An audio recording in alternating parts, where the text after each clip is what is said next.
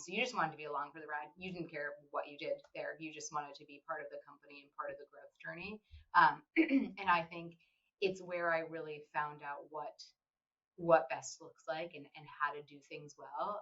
That's not to say we didn't make a million mistakes along the way. We did, as most companies growing that quickly do.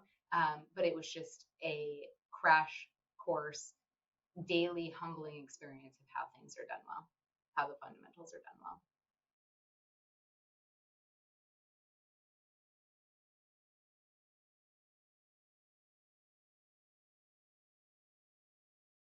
Hey guys, super excited to have Laura Hilton on the Unstacked Startups podcast today. Laura is a good friend of mine. She's an absolute force to be reckoned with. She's a competitive spirit. She is someone who I've known for over a decade. We started working together when she joined AppDirect. And at the time, AppDirect was a team of 70 individuals. She grew into the head of recruiting and helped scale the organization to 700. She then joined Stripe as a founding member of Stripe's executive search team. She helped scale the Stripe organization from 700 to 7,000 strong over her tenure there. Today, she's at Bain Capital Ventures as the head of executive search and talent. She is a coach and advisor to the founders and CEOs of their portfolio companies. She's a walking encyclopedia as it pertains to everything tech talent, recruiting, executive search. And she is someone who I feel very honored and privileged to have on the podcast. So I'm really looking forward to this discussion and getting the insights from her over to all of you. So let's jump in.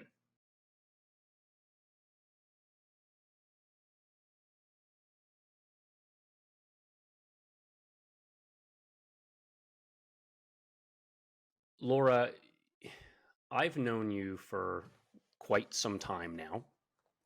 It's probably been close to a decade, I think, Yeah, at this I point. was thinking a decade as well. Probably around a decade. And I've had the pleasure of working with you and learning from you. And you started your career in recruiting at AppDirect, okay? And you were largely responsible. I'm sure there's a great team there and everything else, but you helped scale that team from 70 to 700. Mm-hmm. That's pretty significant. You've kind of, seen quite a bit, I can imagine. Can you tell Mm-hmm. me a little bit about that? First and foremost, I just got really lucky at the time that I joined the company. I fell into recruiting like many people, came out to San Francisco from Boston with a bunch of different meetings, and met then the head of talent, Anthony Klein. And I just figured I'd be an SDR. I was just trying to go be entry level sales somewhere for some emerging tech company. And when I met Anthony, quickly turned into a recruiting conversation. They were hiring their first tech recruiter. I knew nothing about tech. I didn't know the difference between Java and JavaScript, but I quickly learned. And it was an awesome ride. I mean, starting at 70 people, you really got to see how things are done. You get to work across all the different business units and actually understand what makes the business run. And it was incredible. I think one of my first assignments was building, the engineering office in Montreal with you. I got that office when it was about 10 people, and we grew it to 100 in a year, just full of engineering leaders and engineering ICs. And it was just awesome. I mean, it was when you think back to it, I mean, it was lucky. It was a grow at all costs, explosive growth time in tech in San Francisco in the middle of a bull market.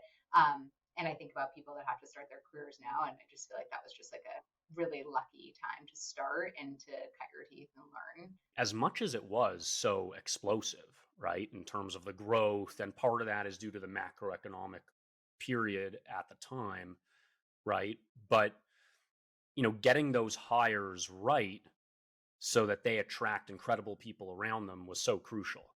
You know what I mean? With a really high bar, and I'm sure we'll talk a little bit about more about this, because I know at Stripe and you were involved in many different areas and building different teams from scratch, et cetera, et cetera. So how important it is to get it right in the early goings is so important and often sets the stage for everything that's to come. But another thing I think that's so unique about that time is you kind of had to fail and fail fast and learn from your mistakes and make sure you were repeating the mistake.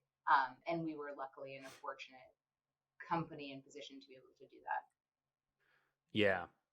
And I think that in part comes from Nick and Dan, the co-founders, Yeah. who were the co-CEOs.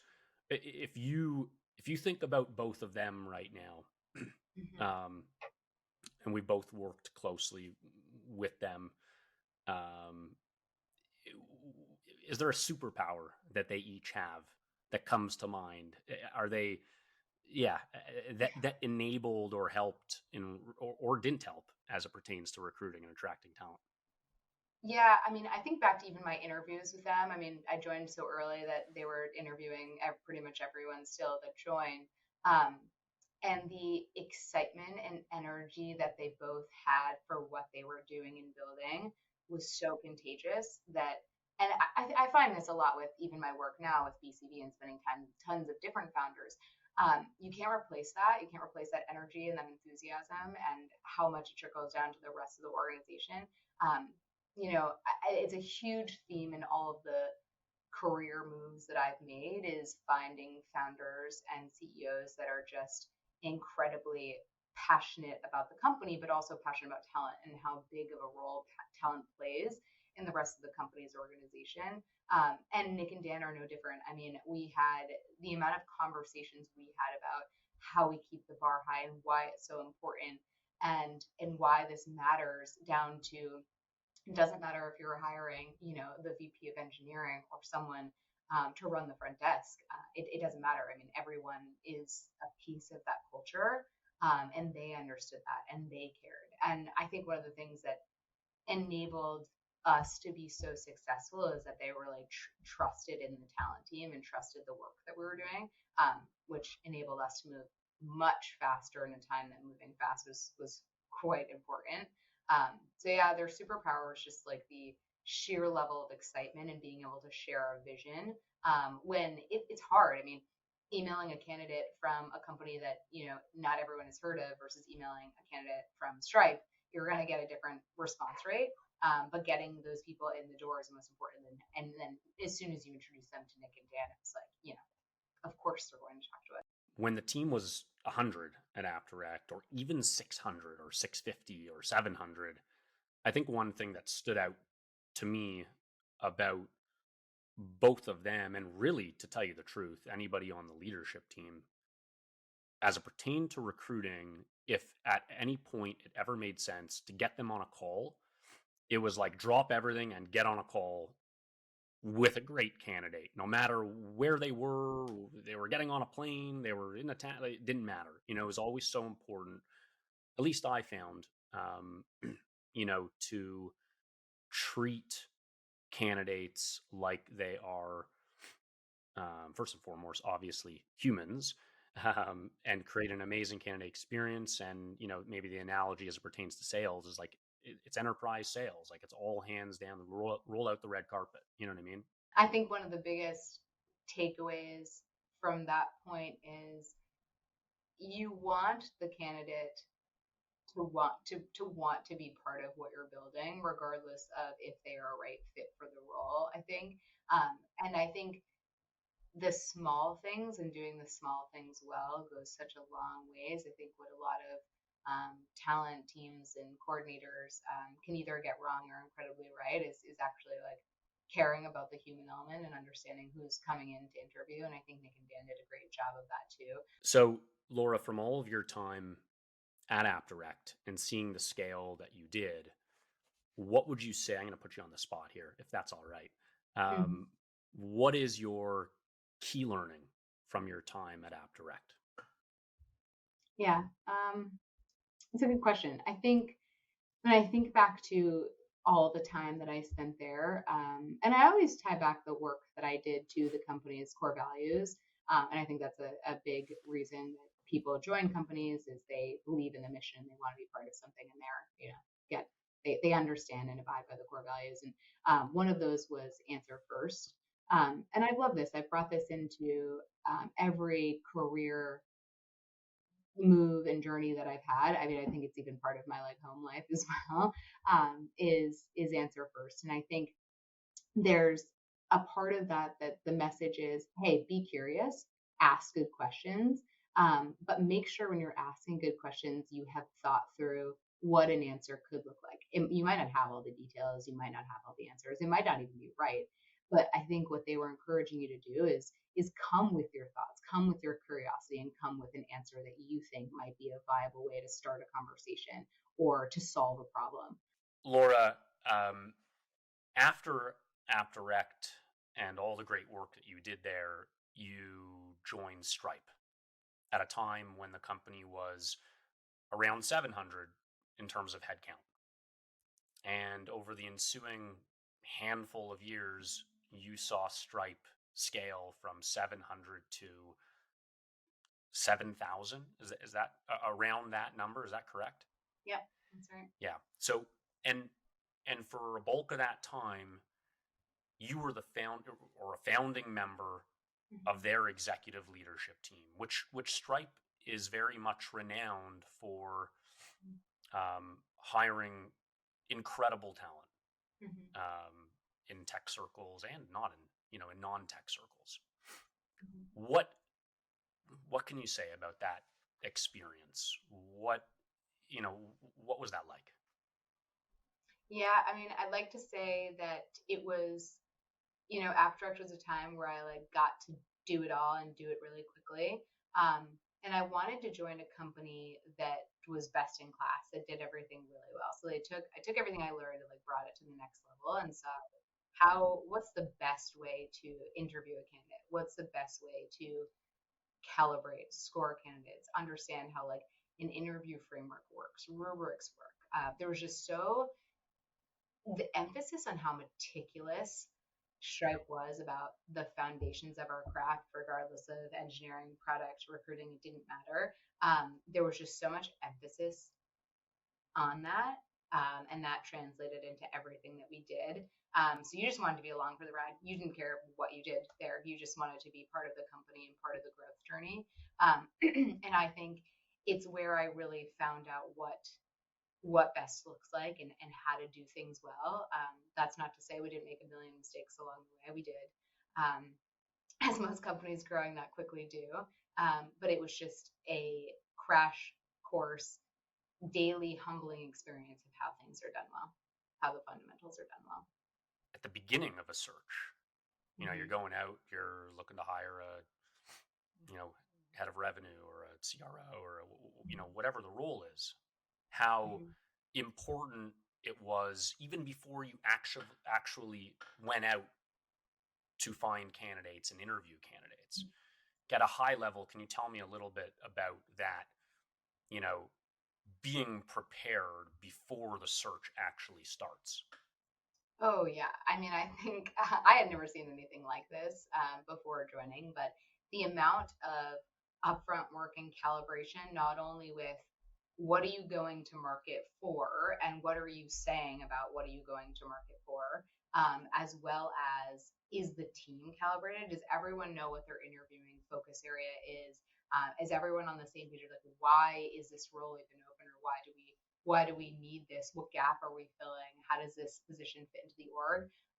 All of that was so incredibly important to know and get right up front. So you're not going to market with a different narrative and sharing things with candidates that might not be what they experience when they come back. So the level of emphasis on being buttoned up before you even really kick off was top priority. It's interesting. If you think about it, what you do before the search even starts sets the tone for the entire search. It almost, not entirely, but it predetermines candidate experience. It predetermines outcomes. It predetermines efficiency and speed and quality and everything else. So certainly so important. Laura, Stripe is renowned for its, hiring bar, which is very Mm-hmm. high, Mm-hmm. especially for executive roles. What did you learn as you spent the bulk of your time working executive search at Stripe? One of the takeaways I had in my time at Stripe, and I think one of the things that make us and make that team, I'm going to say us forever, make that team so successful is you just want to know who the best people are. I think regardless of like timing and role, yes, we had a certain amount of roles that we needed to work on at a given time. And maybe this is because I fell into product and engineering, and some of those roles looked similarly. We didn't care if anyone had payments experience, for example, for most roles, or what they did. We just wanted them to solve really hard and tough challenges and want to come do that again. And so I think a lot of my time was just spent getting to know the best people out there, regardless of even if we had a role. And which I think is unique because there were a handful of times where I would spend time with people. We would obviously have nothing for them at the time, and we would hire them a year later, and we would just keep in touch with them and foster those relationships, which I think is such a big part of exec recruiting and building relationships over time that might serve you 6 months to a year down the road. So you get called into an impromptu meeting with one of the leaders, whether it's Patrick or John, you walk in there. This is like mission critical. We need to hire this or that. What goes on in that room? Yeah, there's a distinct memory I have.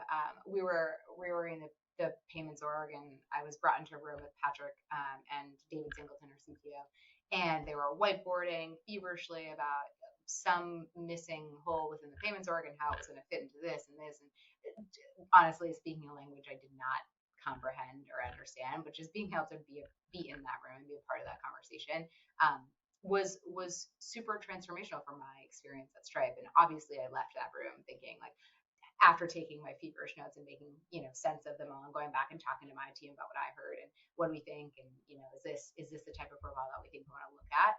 Just so energized to go and find that person for Stripe, which we did end up finding, and the person's still there. And I think one of the proudest, achievements that I had while I was there for the company and for as it relates to being a member of the exec recruiting team. But just you can't walk away from a conversation like that in a room and being in a room with those two people and not be excited about the company and the work that you do, and having it really matter at the end of the day to the bottom line of the company. I mean, Patrick's a pretty inspiring guy. For those who have followed Stripe's progress, or Patrick and building the company, is there anywhere you'd recommend? Anything you'd recommend they listen to? I know he does podcasts, does interviews all the time. Anything you'd recommend? Yeah, it's old now. I think it's from 2018, but one of the first things I listened to after joining in 2017 was his interview with Tim Ferriss. I'm just a big Tim Ferriss fan in general, but I loved that interview. He's a great interviewer, but it goes back into him and John growing up, and some of the things that factored into who they are, and why they started Stripe, how it got its name. It's fascinating, a really fascinating listen. And in addition, Claire Hughes Johnson, who was Stripe's COO when I was there, who's still a really active part of the company, wrote a book called Scaling People. It's on my desk right now. I refer to that book all the time, and I think it's definitely one to read for any talent leader, any CEO, really anyone. And I recommend it to the CEOs in the portfolio all the time. And I just think those are two of the best resources I think out there. Laura, you've worked closely with Dan and Nick, with Patrick, John, Dave, inspirational tech leaders who built remarkable companies, and they've entrusted you to build their most important teams, to make their most important hires that in many ways often may have been make or break for these organizations. I know you on a personal level. I know that you growing up were quite the field hockey player. You were the captain of your college. Sports, being a leader in sports, did that have an impact? What was it about your upbringing that you think, may have helped put you in the position to spearhead important recruiting objectives for these organizations? I think back to themes of growing up and sort of what led me to these moments and to be in these rooms. And I think a lot of that is I had to work really hard. I've always had to work really hard. I've never been the smartest person in the room. I'm the person that had to do their homework, study harder for a test. And I think a lot of that ultimately, although, didn't always feel great, has paid off. I think I would consider myself a better leader than a manager. And I think you can be great at both. Sometimes people are great leaders and aren't great managers. And recognizing that and being self-aware is really important. So a lot of that has been trying to lead by example. I think I prefer to let my work speak for itself versus promote it. And I think a lot of that is done by leading. I think if you can show part of the organization, how you're working on something and collaborating and doing something really well, then others then might follow. So I think that's a big piece of it. But I think the hard work, it's something I think about with my own kids every day, and letting them struggle a little bit and not always knowing the answer and being okay with the gray area. But a lot of it was work, and continuing to push and continue to ask questions and be curious. Laura, you and I know you. You're a down to earth. Um, you're a humble individual. You're not out to, flaunt success. Although you have been very successful and have been a part of very successful organizations and everything else, and you're not overly active on social media. And recently, I was scrolling on LinkedIn and I saw Laura Hilton. I'm like, what is she posting about it? She's never posted. And for those who didn't see this post, it was essentially a handful of key learnings from her time at Stripe, scaling that organization from 700 to 7,000. And you got like the craziest reaction, like thousands of likes, everything else. And there was particularly some pushback on one of your key learnings, Mm-hmm. which was around, Backchannel references. Yeah. And there was a lot of pushback. Mm-hmm. Some, were okay with it. Some were Less totally not. positive than others. Yeah, many were not okay with it, and they have some valid points where they would talk about back channeling, and does it introduce bias in the recruiting process, or are there confidentiality concerns, or some of the feedback you might get from back channeling may be hearsay rather than substantive feedback. I'm just kind of quoting some of the things that was on the post. Do you want to explain what you meant, or how would you respond to that? Yeah, I mean, I started responding. There was a lot to keep up with, to be honest. And I'm happy to dive deeper into it. I think at the end of the day, this is bespoke. Hiring at the exec level is bespoke. Hiring's hard. Hiring great execs is even harder. I think if you think about what goes into hiring an executive, it's not you're just getting a back channel or you're just getting a reference. This is like the compilation of a bunch of different steps, likely weeks and weeks, maybe months. And so my point was, in addition to interviews, in addition to references, which I would argue are much more biased because the person interviewing is the person giving the reference, quite likely that person is going to say positive things about this person.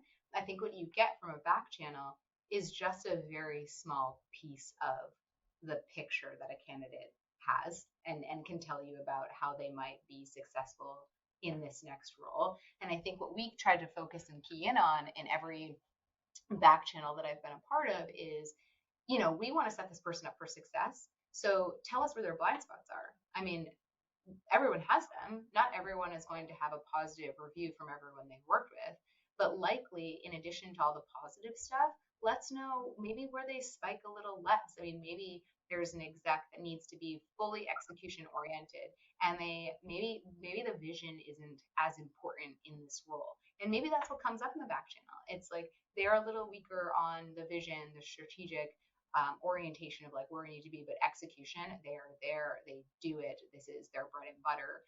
Um, it's okay. It's okay that they might not have that.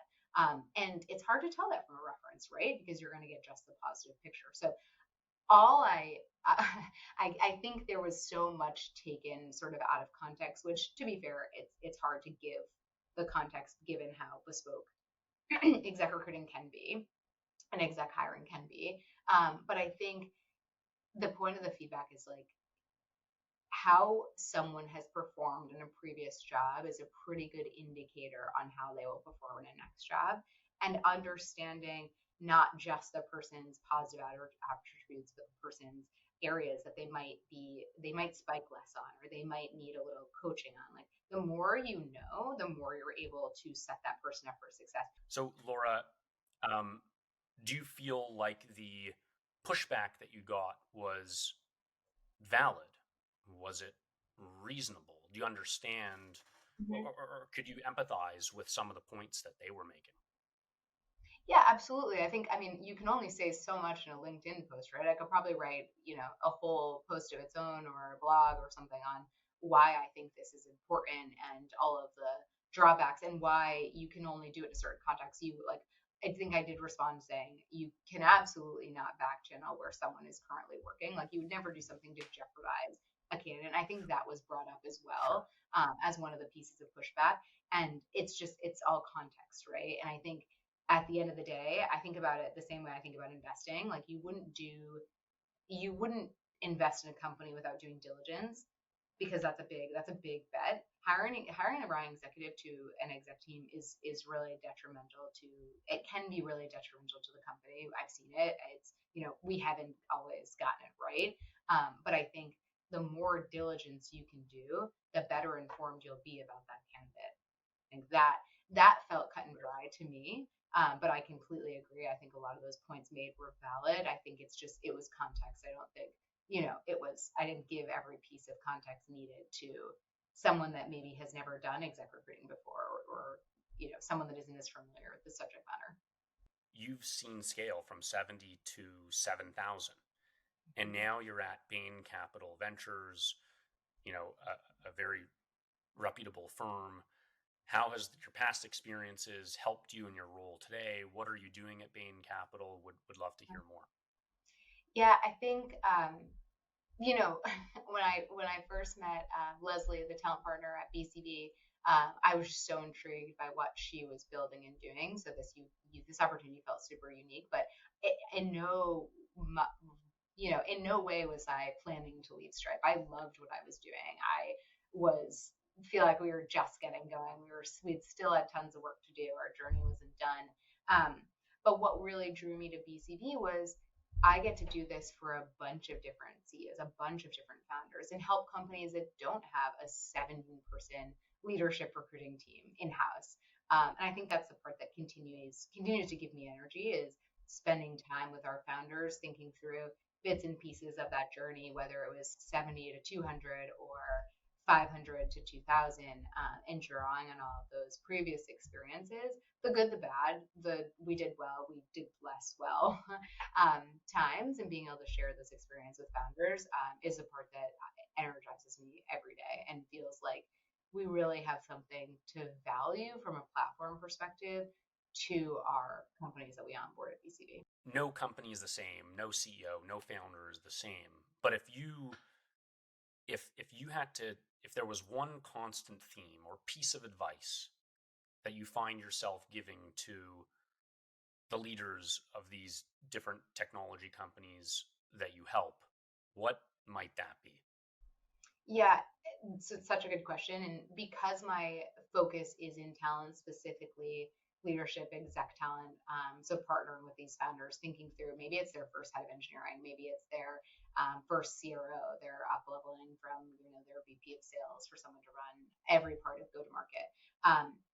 What we touched on earlier with that time at Stripe is really like understanding who you are, the role that you're hiring for, and then going to market with that message, being as buttoned up as possible and knowing as much as you can, and having the org come along on that journey is just so incredibly important to your reputation in market. The tech is a small world, and likely, people that you speak to are going to talk to other people. And so, as much as you can be buttoned up before you go to market, before you're reaching out to candidates to make sure they have the best experience possible, that's a lot of what I help with.